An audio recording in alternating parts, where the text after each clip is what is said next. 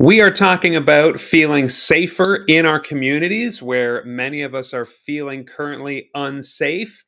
If you're a numerologist, you're going to love this. It is episode 44. It is part four of our series on target number five. Oh, the five kind of ruins it, doesn't it? But we are talking about public safety, and this is part four of public safety. And we are live at 4 o'clock. So, episode 44, part four at 4 o'clock. Either that's incredibly lucky, or I'm reminded how of when I was a teacher in Korea. The number four I learned was the symbol of death. So don't read into it too much. Elevators literally don't have the number four in them. There's no fourth floor. If you've been to Asia, you know that. Anyway, let's put that aside. I want to continue to talk about policing and ultimately enforcement. There are four, oh, there's that number again, four things, as I said, as I talk on the doors and I talk to mayors and community leaders. There are multiple things we need to feel safer. We need a greater enforcement presence. We need a courthouse. We need perhaps mobile crisis units, and we need public transportation. Those are the four things that I will get to work on October 22nd. Which nobody seems to be working on right now. Last year, Minister Chris Austin, the Minister of Public Safety, did commit to the mayors, Brad Henderson among them, Mayor of Eastern Charlotte as well. When there was public outcry and meetings, he said he would come out with an action plan to help us feel safer in our communities. It is the end of July. I know it's an election year, lots of promises being made, but ultimately, I think that something that makes us feel safe should not be left to twist in the wind until somebody successfully wins an election. I hope I'm never that kind of MLA for you. I would want to work on this because, as we see, we continue to get broken into. Milltown Market released footage yesterday of their break-in over the weekend. A church was vandalized in St. Andrews. We're not feeling safe. So let me continue from yesterday because we're just on the policing thing of those four, and then I'll move through the others, the courthouse, the mobile crisis unit, public transportation. There are three, just circling back from yesterday, three types of policing in the province. The RCMP, of course, municipal and regional police officers or police forces, and then justice and public safety peace officers. Friends, this first of the four, just the policing enforcement, is going to take a while.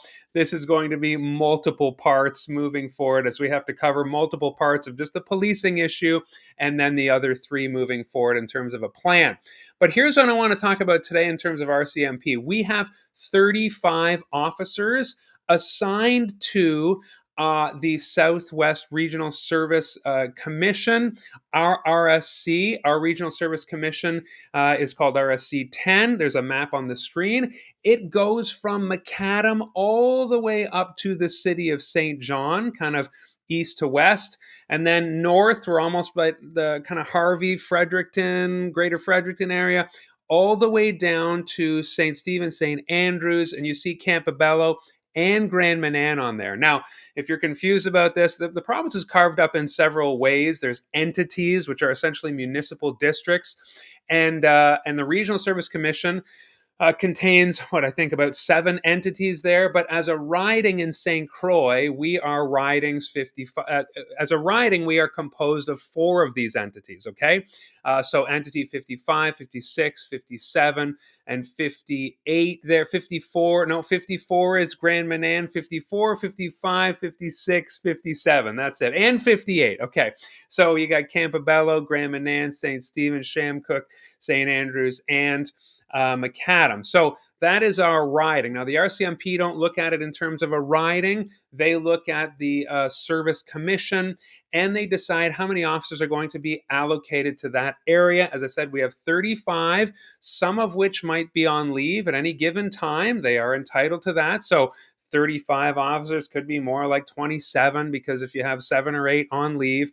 But as we learned, we are entitled to get one more officer. Mayor Brad Henderson asked Chris Austin last year when the province increases $20 million, $20 million more dollars for RCMP, what do we get? What do we get in Charlotte County?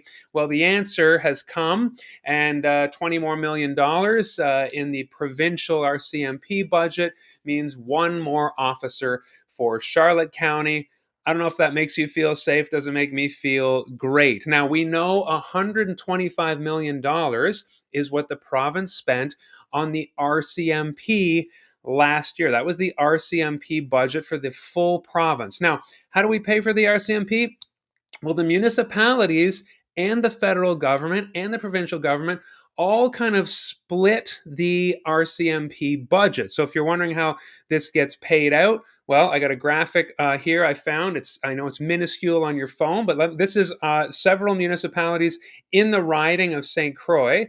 Again, the RCMP would see the full Regional Service Commission, but I pulled up the numbers. McAdams spending on their share, what went from the municipal budget to the RCMP last year was about $275,000. St. Andrews, it says here $581,000. I've heard Brad Henderson say it costs $1.1 million, but again, I believe that is because he might have been combining the municipal share and the provincial share, because again, if you would need to kind of triple what municipalities are paying to get a fuller picture of the total cost of RCMP presence in our community. So you see there, when you add up the St. Stephen area, Charlotte, Dennis Watson, LSD, that's local service district, Dufferin, St. Stephen, and St. David, and St. Stephen proper, you get $1.8 million. And again, you would want to double that, say provincially, or triple that. So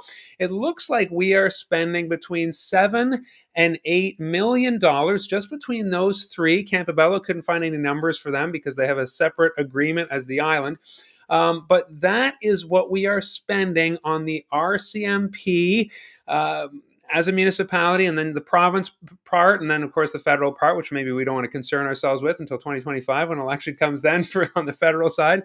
But that is what we are spending. And now that is why, this will segue into tomorrow, why some municipalities have considered moving towards and that was part two of the enforcement, a municipal or regional police force. And on the screen now, I have some of I believe there's 13, it says, local governments that have municipal and regional police forces, and they're all there on the screen. And of course, we are not one of them. So in our rural riding of Saint Croix, we are fully dependent on the RCMP. We are spending between $6 and $8 million a year, again, depending on how you're talking about adding up the money from the provincial share and the municipal share. But that is why other municipalities have talked about their own regional police force. And so tomorrow, part 5 of part 1. This is a complicated issue. These things are not simple, but I want you to have an understanding, and I want to show you that I have an understanding of what to get to work on in terms of having these discussions when I'm your MLA. We are going to talk about municipal and regional police forces, which was essentially number 2 of the kinds of enforcement. Okay? Hopefully you learned something. I know I am, but we need to get the full picture of what all the players involved, all the pieces that we can get in place to feel safer in our communities and wrap our heads around what it means for policing and enforcement in our region. Okay, thank you very much for joining. I'll see you tomorrow. Tomorrow's going to be episode